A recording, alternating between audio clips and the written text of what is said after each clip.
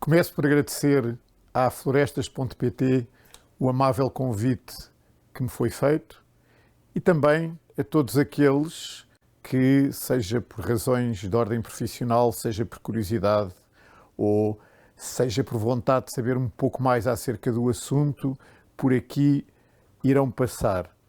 Eu vou falar sobre o Ceasefire, que é uma plataforma que se dirige para todos aqueles que têm preocupações com a gestão, com a prevenção e com o combate dos fogos rurais em Portugal. Desde há 50 anos, em que há registros fiáveis dos incêndios em Portugal, que sabemos que se trata de um problema premente que tem implicações muito severas, seja naquilo que respeita à perda de vidas e bens, seja aos enormes impactos de ordem socioeconómica, ambiental e ecológica. Neste gráfico, que se baseia em dados oficiais do Instituto de Conservação da Natureza e das Florestas, podemos ver, no período de 1980 a 2024, isto é, 45 anos, que Portugal tem sofrido o impacto dos incêndios, aqui traduzidos pela área total ardida ao longo dos anos.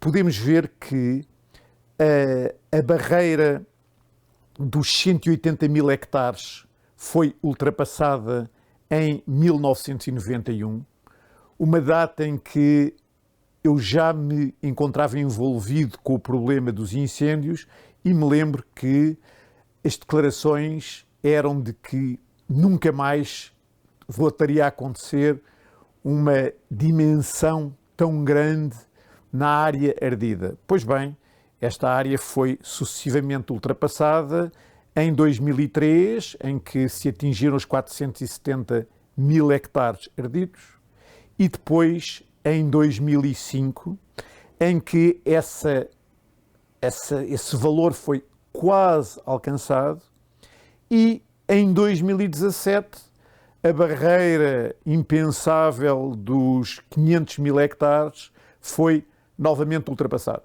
Se olharmos para o todo, poderemos dizer que a área total em Portugal, até ao final de 2024, ultrapassou os 5 milhões de hectares. Para se ter uma ideia do que isto representa, basta dizer que equivale a quase 56% da superfície do território nacional. Evidentemente que muitas destas áreas se sobrepõem, já que há locais que arderam 2, 3 e 4 vezes ou mais. Também é importante olhar para o gráfico numa perspectiva temporal e notar que na primeira metade temos uma grande variabilidade que se repete na segunda, mas a partir do século XXI começamos a ter recorrentemente extremos de área ardida muito, muito proeminentes. Ora bem, este problema preocupa necessariamente todos aqueles que estão ligados às atividades socioeconómicas ligadas, seja à floresta, seja à paisagem rural, mas também deve preocupar todos aqueles que desfrutam do território nacional.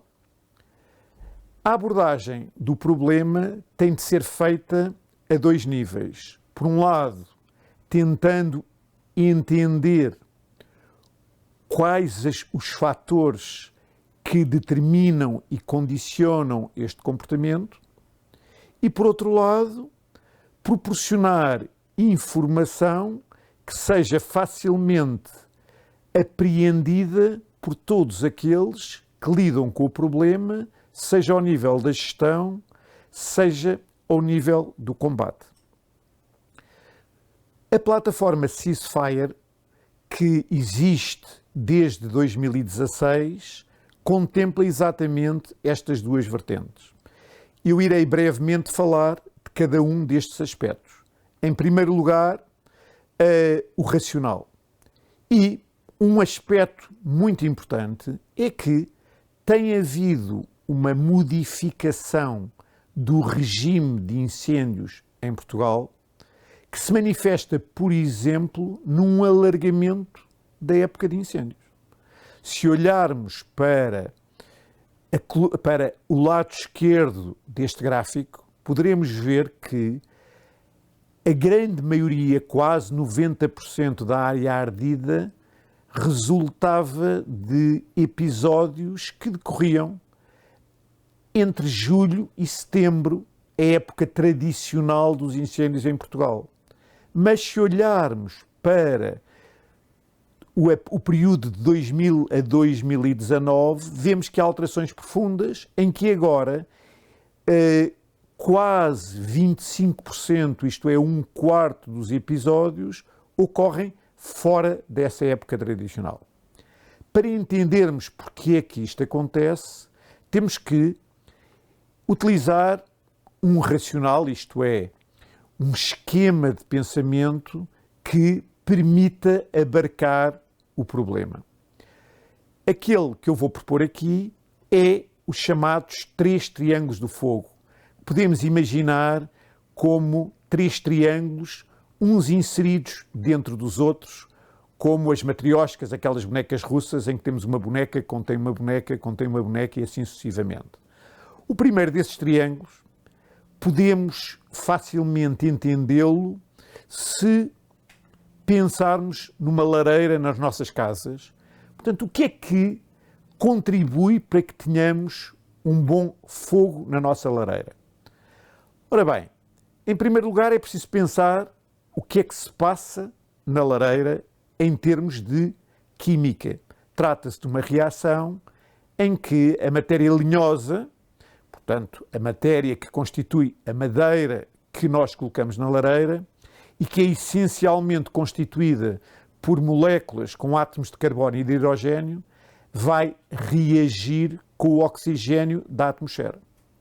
E, portanto, estes dois ingredientes exigem, por um lado, boa lenha, seca, de qualidade, e, por outro lado, uma boa alimentação de oxigênio, ou seja, uma boa tiragem da chaminé. Mas só estes dois ingredientes não chegam. Para que a reação tenha lugar, é preciso que haja uma ignição, o que em termos químicos apenas quer dizer que se encontra ou se produza uma energia inicial suficiente que dê lugar ao início da reação química. Ora, essa energia inicial, que é feita sob a forma de ignição, implica também que haja condições para que ocorra. E no caso de uma lareira, temos que utilizar uma acendalha ou temos que utilizar caruma, aquilo que na gíria técnica se costuma designar por combustíveis finos. Portanto, para que haja um fogo numa lareira, é preciso que concorrentemente tenhamos combustível, isto é, lenha, comburente, isto é, oxigênio, e finalmente uma ignição inicial. Quando nós transpomos esta forma de raciocinar para o exterior, para a paisagem, temos um segundo triângulo em que agora o combustível não é mais do que o coberto vegetal, o oxigênio não é mais do que a atmosfera envolvente e as ignições estão essencialmente ligadas a atividades humanas. No que respeita ao coberto vegetal, há vários aspectos a considerar. Por um lado, o tipo de vegetação, por outro lado, o relevo, por outro lado, as condições de stress, ou se quiserem, de secura dessa mesma vegetação. E o problema é complexo, mas eu gostava apenas de sublinhar um aspecto que muitas vezes é ignorado. É que, para grandes incêndios, importa muito menos o tipo de vegetação e muito mais o tipo de ordenamento. Nesta figura do lado direito, vemos uma imagem de um incêndio na Serra de Monchique, em que vemos na paisagem praticamente tudo ardeu e, no entanto, há uma parcela razoavelmente grande que resistiu ao fogo. Se olharmos com atenção, podemos ver que se trata de eucaliptos, mas geridos. E vemos que o fogo chegou ao bordo dessa mancha gerida e vemos que esses eucaliptos que estão ao longo do bordo acabaram por sofrer efeitos, sobretudo, da radiação muito quente que proveio da parte de fora que ardeu. E, portanto, é muito importante perceber que o ordenamento da paisagem é essencial para o controle deste triângulo do fogo. No que respeita à atmosfera, são as condições meteorológicas que importa ter em conta. E aqui também, simplificando bastante, eu diria que há que atentar naquilo que na gíria se chama a regra dos 330 e que diz muito simplesmente que para que haja condições para que se desenvolva um grande incêndio, é necessário que a temperatura esteja acima de 30 graus Celsius, que a umidade esteja abaixo de 30%, a umidade da atmosfera, e que o vento tenha uma força superior a 30 km por hora. Eu usualmente acrescento um quarto 30, que é haver seca, ou seja, haver 30 dias seguidos com ausência de chuva. Já agora é importante perceber que há uma diferença entre este triângulo e aquilo que eu falei anteriormente relativo à lareira em nossas casas. É que a lareira, tal como um laboratório em química, é um espaço fechado e normalmente dá-se a combustão integral ou quase integral de toda a lenha que temos para arder. Na natureza é diferente, trata-se de um evento em espaço aberto e o que é usual acontecer é que a vegetação não arda totalmente e que o fogo se propague de formas muito diferentes de acordo com as condições meteorológicas. Mas boa parte das vezes acaba por haver regeneração da vegetação e boa parte das vezes nem sequer as copas chegam a arder. Ou seja, é importante perceber que muito do que acontece tem a ver com a vegetação rasteira, digamos o mato, aquilo que se costuma chamar os tais combustíveis finos.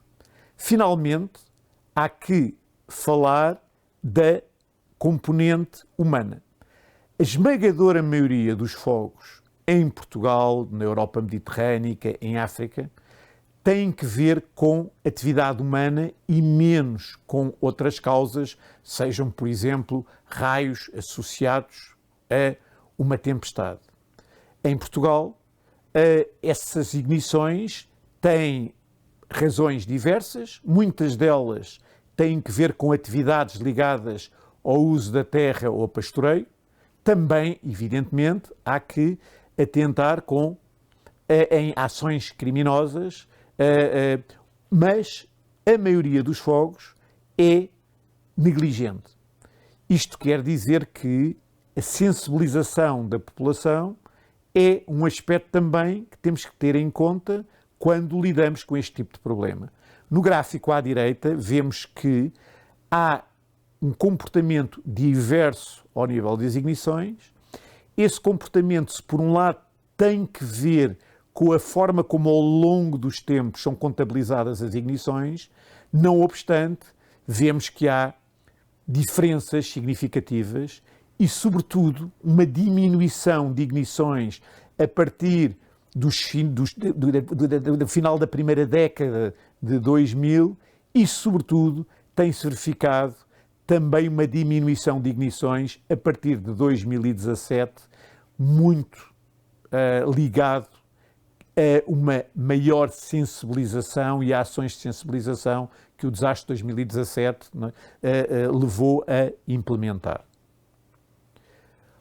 Um outro aspecto, que é o terceiro triângulo do fogo, em que agora a diferença é essencialmente em termos de escala, quer do ponto de vista espacial, em que eu agora não olho para um determinado incêndio, mas olho para Portugal como um todo, e não olho para um determinado período de tempo, ou para um determinado instante, ou para um determinado dia, ou para uma determinada semana, mas olho para um conjunto, por exemplo, de 3 décadas, aí o coberto vegetal passa a ser substituído pela paisagem, que tem muito mais a ver com o ordenamento. E aí basta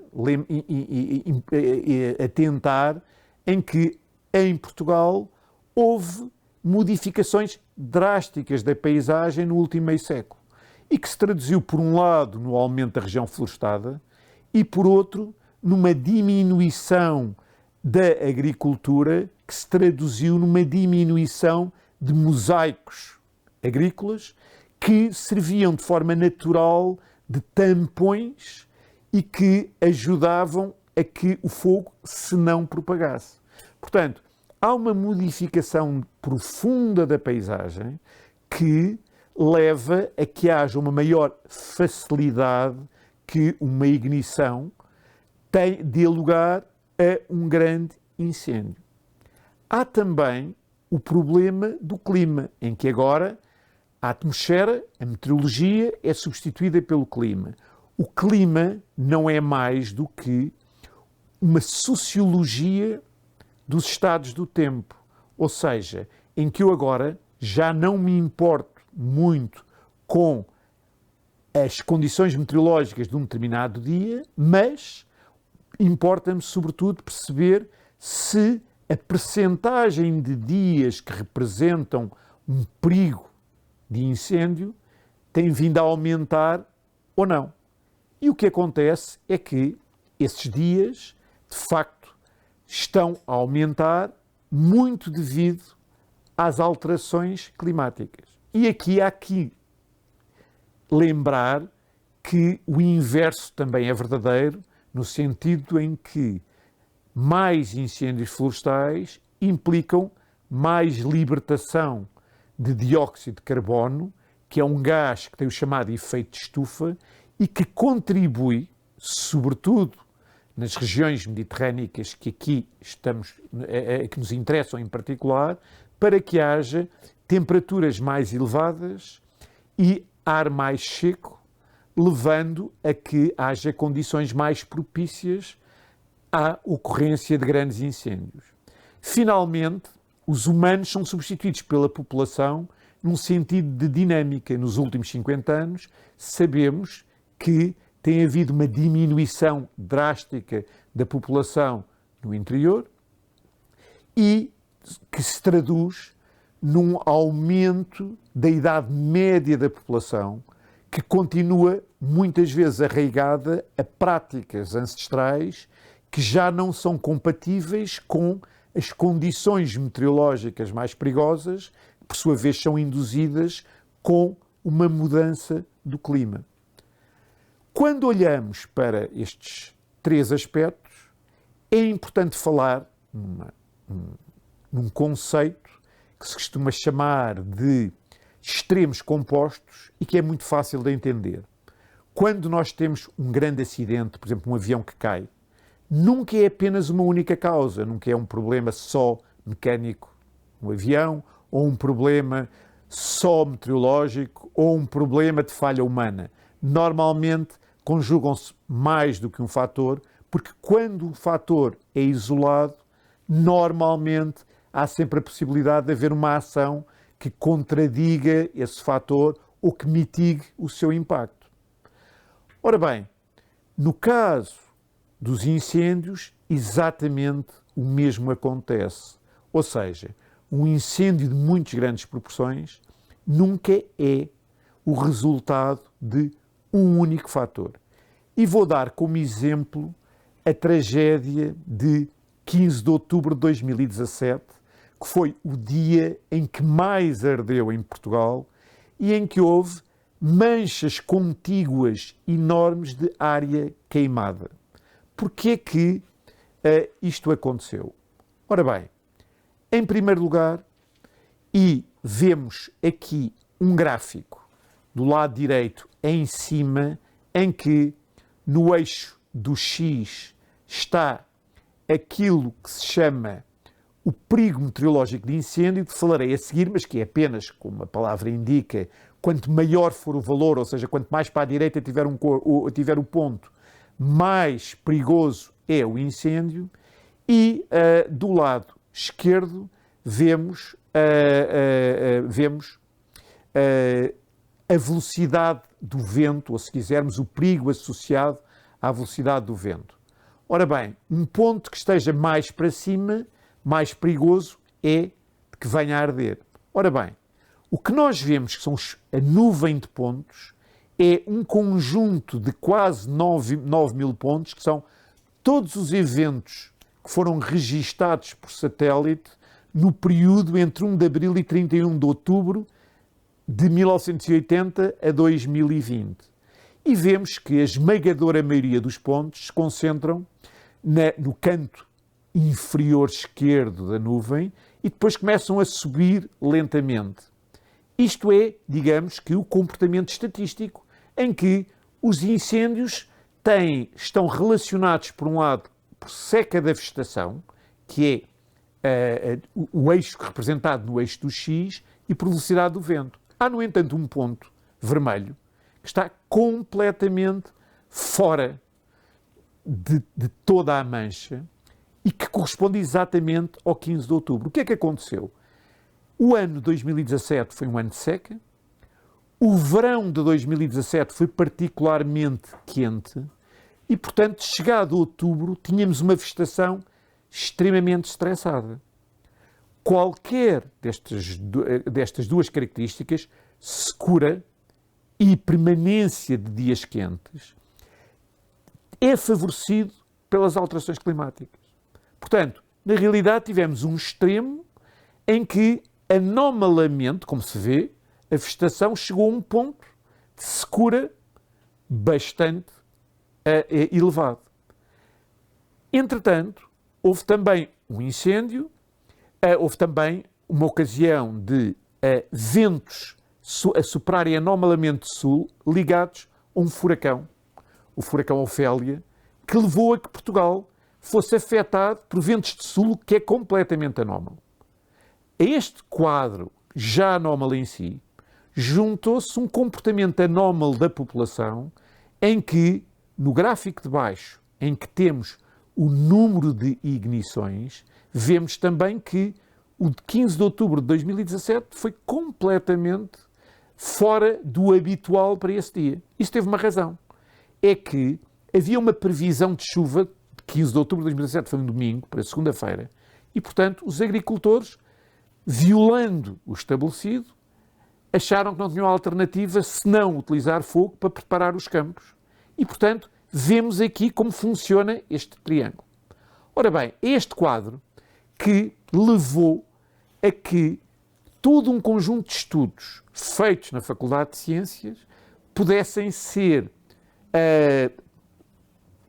colocados numa plataforma com uma preocupação muito grande, a de dirigir todo este conhecimento para aqueles que têm preocupações, quer na gestão, quer na previsão, ou até o público em geral, quando se tem que ver com planear um piquenique ou planear um divertimento e saber até que ponto é que há que ter cuidados acrescidos, quer na escolha, quer no comportamento. Esta plataforma tem atualmente mais de 1.600 utilizadores, qualquer pessoa se pode inscrever e a plataforma vive essencialmente de patrocínios, quer da Navigator, quer da E-Redes, aos quais nós prestamos alguns outros serviços, mas ligados neste espírito de quantificação do perigo. Esse perigo, não vou preocupar-me em descrever de forma exaustiva, mas a ideia é que, tal como aquela regra dos 330 ou dos 430 que eu falei, podemos cientificamente quantificar o perigo a partir de um conjunto de índices que se baseiam em observações da temperatura, da umidade, da velocidade do vento e da precipitação, tal como anteriormente falei. E esses índices, o último dos quais é o perigo meteorológico de incêndio, assenta em dois outros índices, também já falei anteriormente, um ligado à velocidade do vento, outro ligado à secura da vegetação, que possibilita que uma ignição se possa rapidamente desenvolver num grande incêndio. Quando se acede à plataforma, podemos ter um conjunto de mapas, como aquele que estamos aqui a ver à esquerda, com os quais podemos interagir de forma dinâmica, quer produzindo para um determinado ponto escolhido séries temporais dos últimos dias e um conjunto de previsões dos dias a seguir, o que permitem ao utilizador ter uma visão integrada da evolução dos índices. Vemos aqui um exemplo de 3 mapas relativos a 15 de setembro de 2024, um dos últimos dias do ano passado em que houve grandes incêndios, e podemos ver, por um lado, que na plataforma aparecem representados sob a forma de chamas os incêndios detectados a partir de satélite, que têm a vantagem de poder medir a energia que está a ser libertada e, portanto, a intensidade desse fogo com intervalos de 15 minutos. E um conjunto de linhas que dão exatamente os valores desses índices, sobrepostos em pano de fundo àquilo que se chamam percentis, que também não importa aqui estar a perder muito tempo a dizer o que representam, mas apenas dizer que o fundo, se o fundo estiver em tons de verde ou de azul, quer dizer que esse valor não é muito anómalo. Se estiver sobreposto a fundos de laranja ou vermelho, quer dizer que esse valor já é pouco usual e anomalamente elevado. Isto porquê? Porque os índices têm que ser sempre analisados em contexto. Um valor de 40 no sul de Portugal pode ser nada preocupante, enquanto um valor de 40 no norte pode já ser preocupante. Portanto, estes gráficos permitem, de uma forma muito rápida, qualquer pessoa que olhe para o mapa dizer, alto lá, este valor é extremamente preocupante ou não é nada preocupante. Vemos aqui que uma forma talvez mais interessante, que é traduzir os valores destes índices em classes, em que as classes têm, digamos, os nomes usuais de baixo, médio, elevado, muito elevado, excepcional. E vemos, por exemplo, que na sequência de dias 15, 16 e 17 de setembro, os grandes incêndios, traduzidos pelas grandes chamas, se localizam exatamente nas regiões em que havia perigos elevados ou muito elevados ou até excepcionais. Como é que isto se faz? Bom, faz-se recorrendo a modelos estatísticos que relacionam os mapas com os tais índices de incêndio que eu mostrei anteriormente com a energia libertada historicamente pelos incêndios e, portanto, eu consigo conjugar estes dois fatores ou relacioná-los e traduzir depois em classes de perigo. A plataforma permite ainda dar informações a quem quer fazer fogo controlado. O que é o fogo controlado? O fogo controlado não é mais do que fogos que, fora da época, são provocados para que se queimem combustíveis em demasia e que, portanto, podem levar a que haja menos biomassa e, portanto, o impacto das condições meteorológicas adversas, sobretudo durante a época de incêndios, seja mitigado. Também na plataforma há a possibilidade de se fazer antevisões sazonais, ou seja, eu a partir de junho ter uma ideia de como é que a estação de incêndios irá ser em termos de severidade. É o que acontece aqui com estas linhas. A roxo temos o ano de de 2017 e vemos, por exemplo, que na região que está designada ali como que está ali apontada no mapa e que tem a ver com a região central de Portugal, 2017 estava com valores extremamente elevados, a curva de cima é 91, mas se olharmos para 2024, vemos que o mapa, que vai sendo atualizado diariamente, levava a que se tratasse de uma época relativamente benigna em termos de incêndios, como se veio a verificar. Obviamente, houve alguns episódios sérios, mas num conjunto a época foi bastante razoável. Tudo isto me leva a duas conclusões que me parecem muito importantes. É que o problema dos incêndios em Portugal é um problema que envolve três vertentes. Uma atmosférica, que tem uma característica muito, muito própria, que é a de não ser controlável, mas ser previsível. Os modelos de previsão meteorológica estão cada vez melhores e cada vez temos uma ideia mais exata daquilo que vai suceder nos próximos 10 dias, digamos. Também há modelos de clima que permitem dar cenários de clima cada vez mais credíveis. O coberto vegetal tem outra característica, é essencialmente gerível. Ou seja, nós podemos, de facto, modificar a paisagem por forma a minimizar a probabilidade de ocorrência de grandes incêndios. Finalmente, a população é educável. Aí as universidades têm um papel muito importante, as escolas têm um papel importantíssimo e é fundamental começar a sensibilizar a população desde pequena para um problema.